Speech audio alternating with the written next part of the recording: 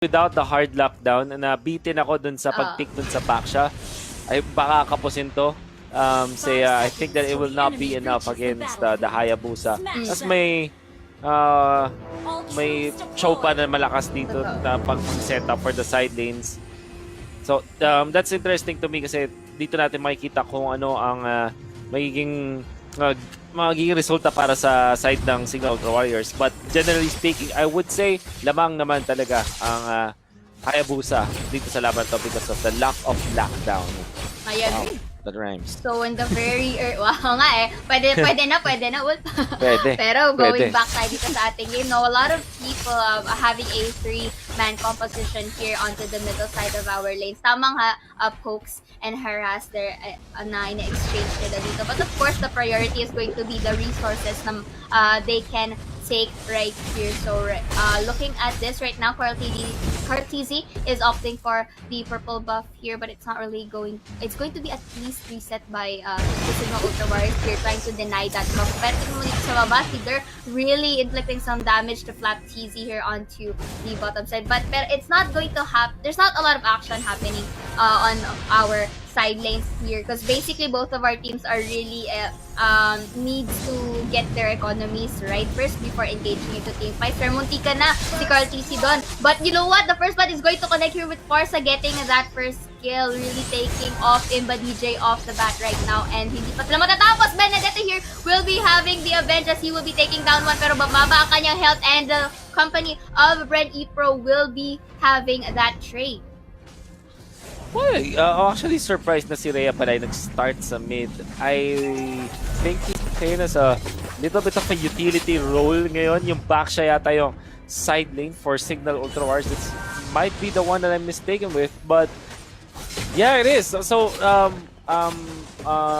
nakikita natin ngayon, guys, it's Tujin on the side lane back siya.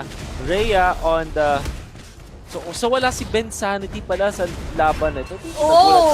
But that was a nice way of the Dragon for the show right there. Kahit sabihin natin nasa loob siya ng Torres, it means that there is no hesitation sa nakita with that show over Coco specifically. So that is also one for the taking and it kind of gives them a certain amount of gap in terms of goal. But it's not really that far kasi it's still too early to decide right here. Pero si Rhea mananok up dito with the ejector of EJ right here again. I think it's another attempt coming in. Carl TZ tries to dash it in with his clones, but it's not going to connect, so he decides to disengage, which is a good strategy. But meanwhile, the Thomas here is just gonna shove away the minions onto the bottom side, which is good para he has more control of that area. But right now, Tsujin is going to try and corner up. But Jawhead, on the other hand, will be taking down one. It's actually an off-camera kill. So right now, Signal Ultra Warriors will be opting for the first objective right here.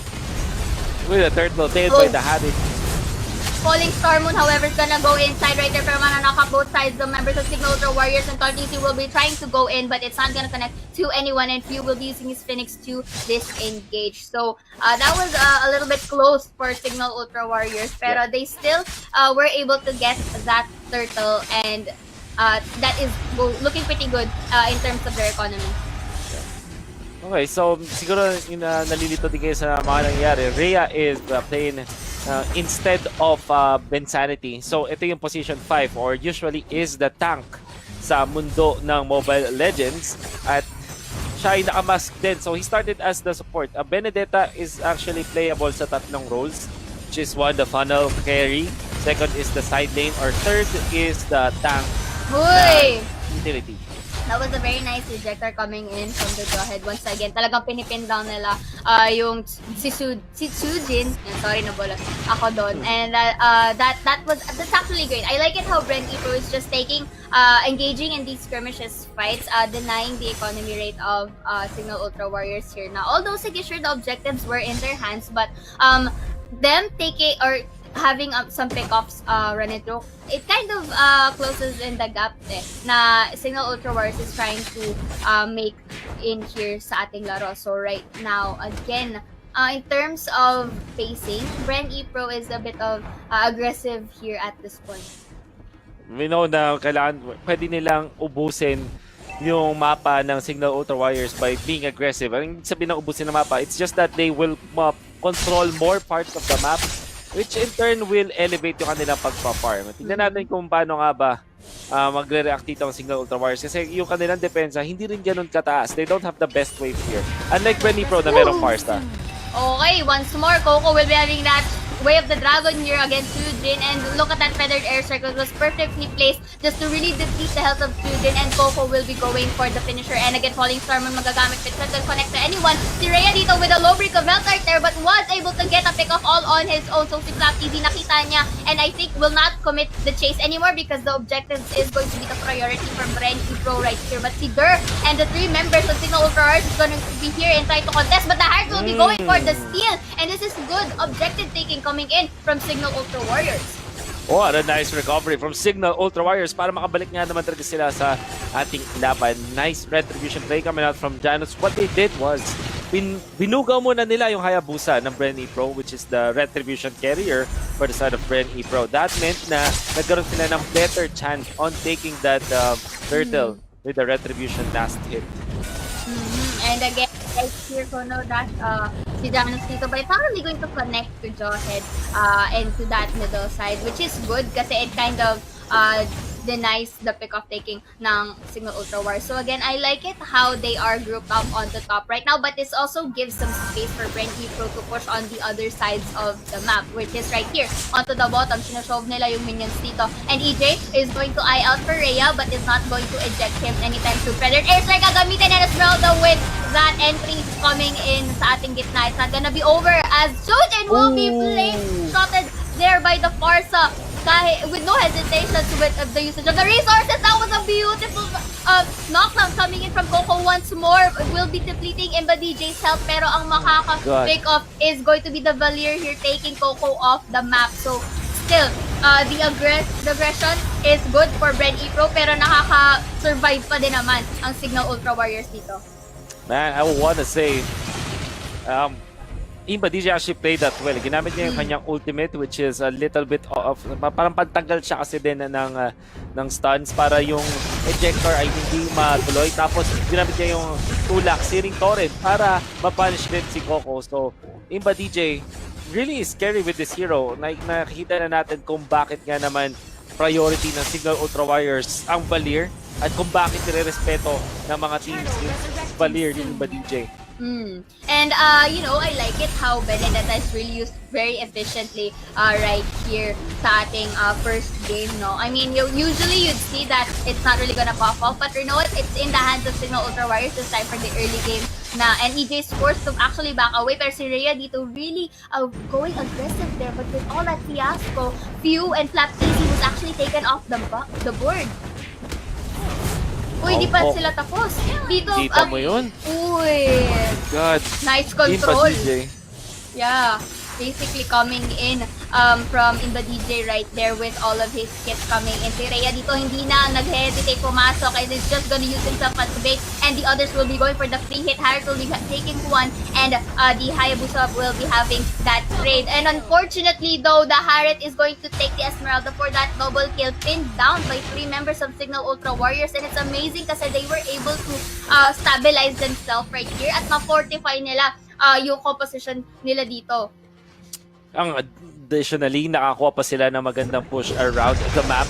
They are up with 1 turret. So 3 turrets down for the side of BREN EPRO, 2 pa lang sa Signal Ultra Warriors, which meant na Signal Ultra Warriors really are getting ahead slowly and surely when it comes to the gold. Pero may setup dito, may top lane na naman. Okay, this is a similar scenario from the first minutes ng ating laro. Talagang pinipin down nila si Sujin dito. It's understandable since they really don't want for Sujin to go online. Pero look at this! Counterplay coming in from the Harriet right here, utilizing the numbers in their hands. Basically, nagpa-bait lang dito si Baksha right here with him having that very low amount of health para they will be going onto the chase. Man, BREN EPRO are surprisingly losing the skirmishes against Signal Ultra Warriors, and Cartesi just laying the Signal Ultra Warriors. Tingnan natin mukhang yung goal nila si EJ or maybe not. Signal Ultra Warriors are really doing a great job punishing BREN EPRO. Parang kabaliktaran yung nangyayari. We know as BREN EPRO sa team na rarely magkamali ng calculations nila when it comes to taking down their opponents. Katulad nung kay Tujin, dun sa may top lane. But Signal Ultra Warriors ngayon, yung parang sila naman yung mas kalkulado ang galaw. So, Dapat sa BREN EPRO. I think at this point, nakikita nga natin since that similar scenario is nangyari na for the third time, I think they're a bit committed talaga doon in taking down Sujin. Not really realizing na meron pa into the other sides of the map. But speaking of this, the Lord is going to be eyed by both of our teams. Imba DJ with that low break of health, easy again for the entry, taking them down off the board. So again, this is good opportunity now for BREN EPRO to take the Lord. But gusto nila na mawala muna at least 2 o 3 members ng Signal Ultra Warriors bago sila mag-Lord take. And this is looking pretty good kasi the Feathered Airstrike basically is showing them a way into the Lord area para nga makuha ni Esmeralda at ni Carl Tizzy dito ang Lord and the objective take. So, they're trying to compensate the losses that they had with the objectives, at the same time the economy. Kasi the more that they have the map control right here, it just means that they have a lot of space to work with. I'm actually surprised how BREN EPRO did it. Ganyan, binibigyan tayo ng lesson ng BREN EPRO kung paano mag-take ng Lord. Just one, nag-poke muna sila sa kalaban. Meaning to say, binawasan nila yung mga HP bars ng kanilang kalaban as much as they can. Spacing is key for that. At syempre, yung fact na meron silang Farsa, mataas yung priority nila sa hero na to eh. Kasi alam nila na pwedeng nila gamitin sa mga ganong situations. Second is, on how they were able to find a pick of first. At nung nalaman nila, nakita nila na yung main damage dealer, or at least yung main playmaker para sa Signal Ultra Warriors, which is the Valir, ay namatay na. Doon nila ginaw yung Lord at uncontested, technically speaking, dahil sa mga micro movements ng BREN EPRO. Yeah, and the fact that the BREN EPRO was able to really switch it ng ganun kabilis. Kasi usually, you would see that it takes in a very slow pace before going back and turning the tables around. But BREN EPRO doing that by just taking the Lord is really commendable for them. But right now, look at here. We are now seeing some pressure and split pushes coming in from BREN EPRO, and they're not really engaging that much kasi they don't want to have casualties on their hands. But look at this. Maipit yung Sujin dito with the Feather Airstrike and a lot of CC coming in from BREN EPRO, and you know, Esmeralda will be taking that pick-up coming in sa kanila. And this is not yet over because look at this. It's going to force now Signal Ultra Warriors to stay into their turf. Meanwhile, BREN EPRO has a lot of free time here to get all of these economy na nasa side nila. I'll get DJ trying to go for this! Well, Polystar mo papasok kay Imba DJ to deny him from going into the fight. But the Tamos, you know what, will be taking EJ. Hesitations kahit may Torre na nakatayo. And this is already exposing their bottom side. Feathered Airstrike once more will be used. Tamos will be going into the Farsa but will be heavily protected by the members of BREN EPRO. Hindi pa sila natatapos. Polystar mo dito sa baba, taking down the Valir, one of the carry ng ating Signal Ultra Warriors. But look at Saret will be going for the Chrono Dash in. Will be having a lot of damage inflicted upon BREN EPRO, and this forces them to back away and just take Sujin at least for the kill. Way of the Dragon is going to finish it off. God, the micro plays coming out from BREN EPRO. Doon natalong Signal Ultra Warriors. Their macro was good. Masabi ko para sa Signal Ultra Warriors, whatever they're doing in the early stages and up until the mid stages of the game, it's actually very good. Bakit? Dahil maganda yung kanila nakukuha out of it. They're winning, they're controlling the map. However, when it comes to the micro outplay, lalong-lalo na nagkaroon ng movements before the Lord take, dun na nadali ang Signal Ultra Warriors. That wonderful siege from BREN EPRO. What do I mean by siege? Yung unti-unting pag-push ng BREN EPRO, like ushering the waves from the bottom part. Tapos, yung pag-take nila ng turret sa baba, ginagamit nila yung Feathered Airstrike not to kill or anything. Kahit yung Falling Star Moon, ginagamit nila pang bugaw lang. All they need to do was just to shove or, you know, i-poke yung Signal Ultra Warriors para din naman hindi na makaporma yung Signal Ultra Warriors at sila yung makapag-push.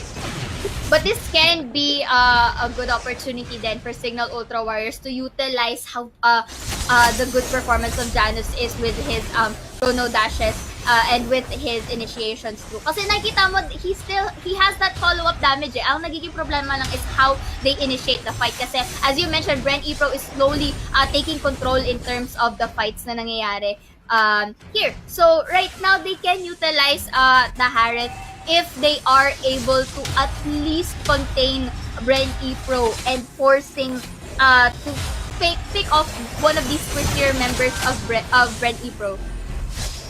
I want to say, Rhea, di na ganun kaganda yung yung lack of valid tank ng Signal Ultra Warriors na supporting role. Yung tank nila is the back shot, which is the core na kailangan din naman mag-farm, mag-output din ng damage for Signal Ultra Warriors, and this is definitely bad for them. Tingnan natin kung paano i-take ng BREN EPRO yung Lord ngayon.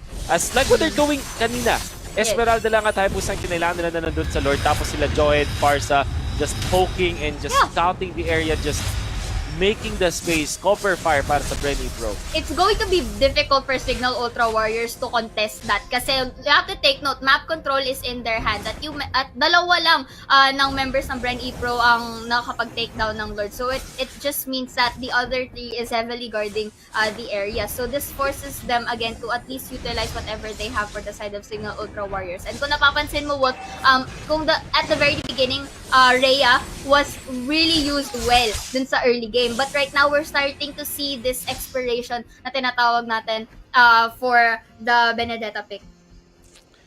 Konti-unti na nga. Well, there's execute. So at least pwede siyang panggulat nga naman ng BREN EPRO. So bago pa siya makalapit, napupok na siya ni Q. Q is just a masterful Farsa right now dahil ang dami niya nagagawa for his teams. Just poking, just dealing the damage bago pa makapag-engage ang Signal Ultra Warriors. Lord will be having the entry here onto the base. Falling Starman gagamitin. But not gonna connect to anyone. Figure right here was injected by EJ, but you know it's not gonna make much of a damage. Feathered Airstrike gagamitin dito to actually poke away the members of Signal Ultra Warriors right here. They are opting for a kill right here instead of the base. EJ with a low HP, but the Farsa is gonna finish him off the bat. Esmeralda, hindi siya matatapos dito. Again, Falling Starman for the second time around dito sa ating base. Feathered Airstrike gagamitin muli dahil cooldown is already up right here, but the Heart is going to have an exchange, but it's not enough as the members of Signal Ultra Warriors will fall down, and this game number 1 is going to BREN EPRO.